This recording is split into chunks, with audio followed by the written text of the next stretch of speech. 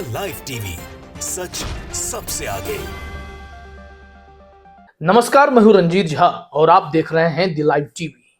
BJP के senior leader Vasundhara Raje Scindia और कांग्रेस से बगावत करके बीजेपी के वफादार बने ज्योतिरादित्य सिंधिया को मोदी जी ने जोरदार झटका दिया है।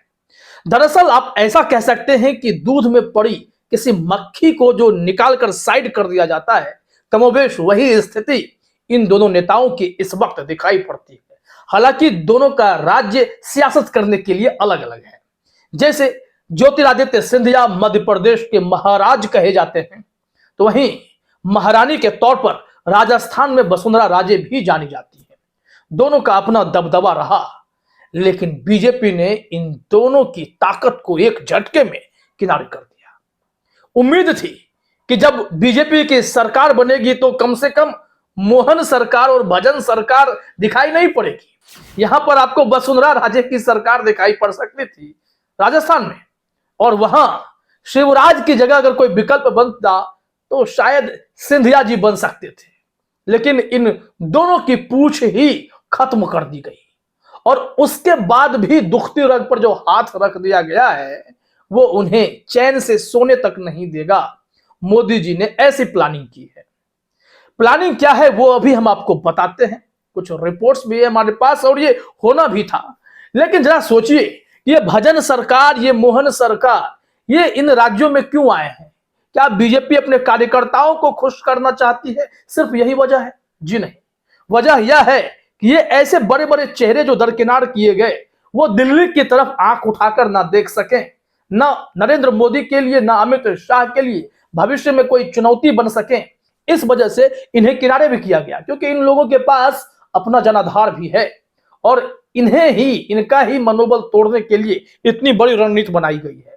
अब मोहन हो या भजन हो, इनके पास ना अपना जनाधार है, ना ये 10 विधायकों की सीट निकालकर बीजेपी के नाम कर सकते हैं, ना ही कोई बड़ी मांग कर सकते हैं। और जब इस लायक वो बनेंगे तब तक फिर इनका विकल्प कोई तैयार होगा। खैर, वो तो आप शुरू से सुनते समझते आ रहे हैं कि कैसे बीजेपी अब खेल कर रही है।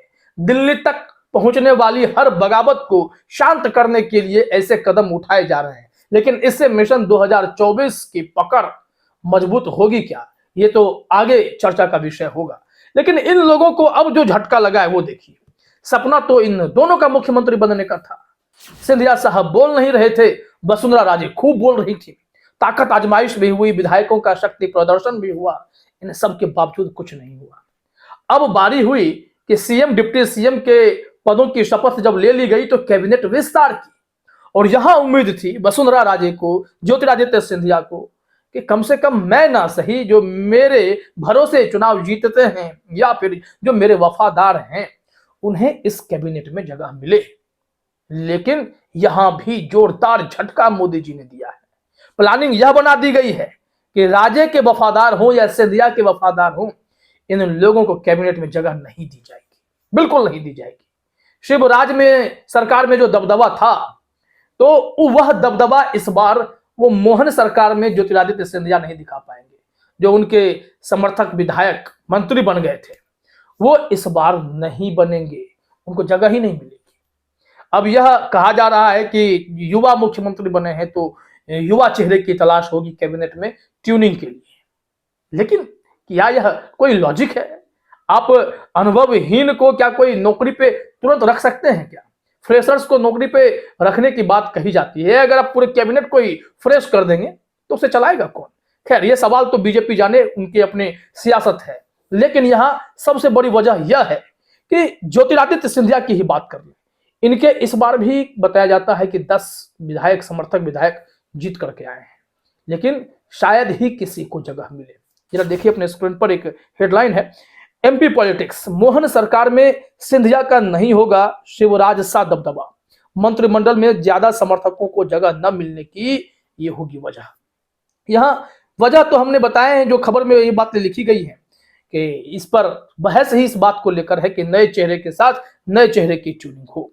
यहां देखिए बताया जा रहा है कि साल 2020 में कमलनाथ सरकार को गिराकर भारतीय जनता पार्टी में शामिल हुए ज्योतिरादित्य सिंधिया के समर्थक 8 पूर्व मंत्री इस बार विधानसभा चुनाव में अपनी जीत दर्ज करवा पाए हैं, जबकि 3 मंत्रियों को हार का सामना करना पड़ा है।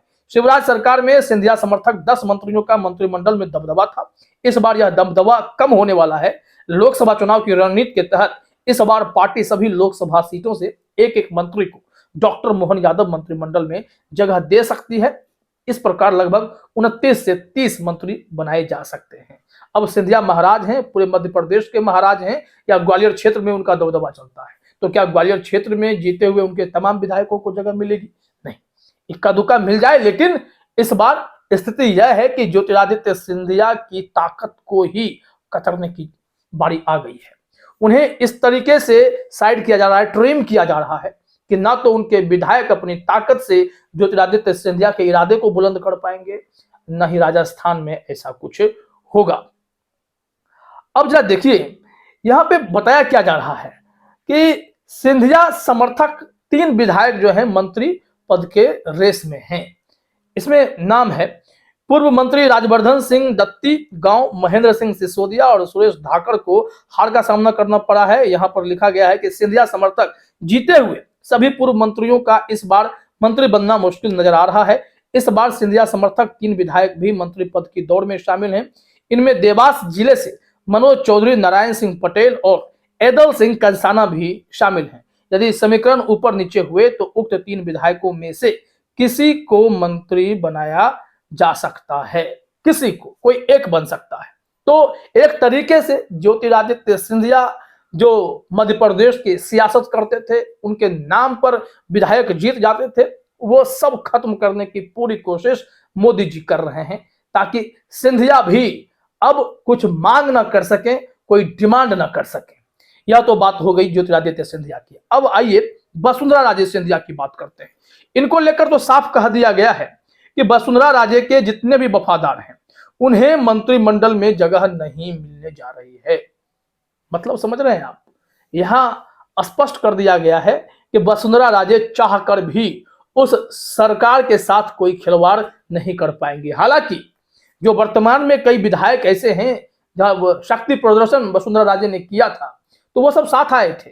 अगर उन्होंने बाजी पलटने की ठान ली, कांग्रेस के साथ वसुंधरा राजे मिल जाती हैं, तो फिर बहुत बड़ा खेल हो सकता है। कई विधायक इधर के उधर होंगे तो ज्योतिरादित्य सिंधिया जैसे कांग्रेस में बगावत कर गए थे, वही स्थिति यहां हो जाएगी। यहां देखिए, भजन लाल मंत्रिमंडल के चेहरे तय, युवा चेहरों को मिलेगा मौका। दिल्ली से आई ये बड़ी अपडेट, ये पत्रिका पर खबर है। अब यहां पर लिखा हुआ है, राजस्थान में मुख्यमंत्री और उप मुख्यमंत्रियों की तरह ही ज्यादातर युवा चेहरों को ही मंत्रिमंडल में मौका मिलेगा। भाजपा आलाकमान का मानना है कि मंत्रिमंडल में मुख्यमंत्रियों के हम उम्र नेताओं को शामिल करने से सरकार चलाने में दिक्कत नहीं आएगी। ये रिपोर्ट आप समझ रहे हैं, ये एक मैसेज है कि राजस्थान में भी जो वसुंधरा राजे के चहेते हैं, उनके वफादार हैं, उनका पत्ता कट गया है। उन्हें मौका ही नहीं है कि वो अपने चहेतों को उस कैबिनेट में फिट कर सके, क्योंकि वसुंधरा राजे ने कहा था कि मुझे 5 साल के लिए मुख्यमंत्री नहीं बनाएंगे तो कम से कम 1 साल के लिए ही बना दीजिए। जेपी नड्डा मना कर दिए। उन्होंने कहा कि आप चाहे तो स्पीकर बन सकती है। इन्होंने कहा नहीं, और ऐसे में मुख्यमंत्री वाली कुर्सी तो इनके हाथ से निकल ही गई। तो उम्मीद थी कि इनके ही चहेते विधायकों को उसमें जगह मिल जाए कैबिनेट में, लेकिन अब ऐसा नहीं होगा। तो इसे साफ समझा जा सकता है कि शिवराज सिंह दरकिनार कर दिए गए, ज्योतिरादित्य सिंधिया की लगभग छुट्टी हो गई, वसुंधरा राजे की सियासत को एकदम से कंट्रोल करने की कोशिश। हालांकि उनका वो गढ़ है, इसके बावजूद बीजेपी ने दाव खेला है। अब ये आगे नुकसान करता है या फिर यह वसुंधरा राजे के करियर का अंत होगा, सिंधिया के करियर का अंत होगा, शिवराज के करियर का अंत होगा। 2024 लोकसभा चुनाव का इंतजार कीजिए, बहुत कुछ स्थिति साफ हो जाएगी। फिलहाल इस वीडियो में इतना ही। आप सभी का हमसे जुड़ने के लिए बहुत बहुत धन्यवाद। द लाइव टीवी, सच सबसे आगे।